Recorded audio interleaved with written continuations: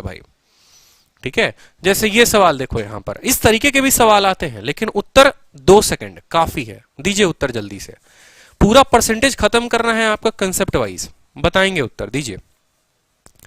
चीनी की कीमत में 25% की कमी हुई, तब खपत कितने % बढ़ जाए ताकि व्यय समान रहे। अब ये भी सवाल होता है, ठीक है। तो देखो ए बी रूल कब लगता है, ए बी रूल कब लगता है, ए इंटू बी रूल क्या बोलता है, ए इंटू बी रूल बोलता है हमेशा, जैसे आपको मैंने कहा ना कि हम क्या पढ़ेंगे, concept of A B rule पढ़ेंगे।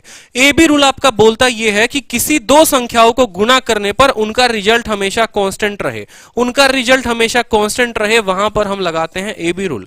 आपके माइंड में ये कंसेप्ट का क्लियर होना बहुत जरूरी है कि दो लोगों को गुना करने पर कांस्टेंट आए। जैसे अगर हम एक को बढ़ाते हैं ना, ये बात समझेंगे। देखो ये मैंने कहा कि दो संख्याओं को हम गुना कर रहे हैं और उनका प्रोडक्ट कांस्टेंट आए, तो दुनिया में जब भी ऐसा इक्वेशन बने ना, तो वहां ए बी रूल लगा देना। उदाहरण के तौर पर अगर यहां पर केजरीवाल के मार्क्स बढ़ रहे हैं तो योगी के नंबर घट रहे हैं, और दोनों को गुना करने पे बराबर आएगा, ठीक है। अगर चीनी का दाम बढ़ रहा है तो खपत कम हो रहा है, जिसके चलते उसका खर्च जो है वो समान रह रहा है, तो भी ए बी रूल आएगा। अगर लंबाई पहले बढ़ रही है तो चौड़ाई घटेगी, जिसके चलते एरिया जो है वो समान आएगा। ऐसे हर तरह के सवाल में आप ए बी रूल को लगा सकते हैं। तो आपके माइंड में ये क्लियर होना चाहिए कि हम ए बी रूल लगाएंगे तो कहां लगाएंगे, ठीक है। जैसे अगर मान लो कोई ग्राउंड है, उसकी लंबाई बढ़ा दी, चौड़ाई को कितना कम करोगे कि जो एरिया है वो समान रहे, ठीक है। उसी तरीके से लंबाई को बढ़ा के चौड़ाई घटा दी। यहां पर जैसे मान लो कि प्राइस को बढ़ा दिया, क्वांटिटी को कितना कम करोगे कि कंजप्शन सेम रहे,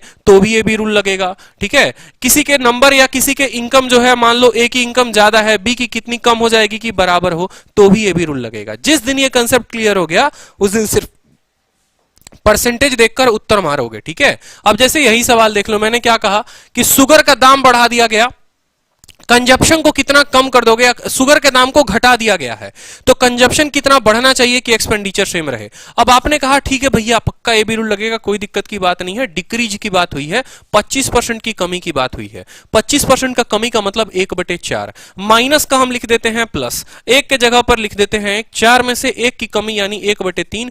1/3 कितना दर्शाता है, 33, सही 1/3%। बाकी कोई बात ही नहीं करनी, इसके नीचे तो हम बात ही नहीं करेंगे, हम सीधा का सीधा क्वेश्चन देखेंगे और उत्तर मारेंगे। और बताओ,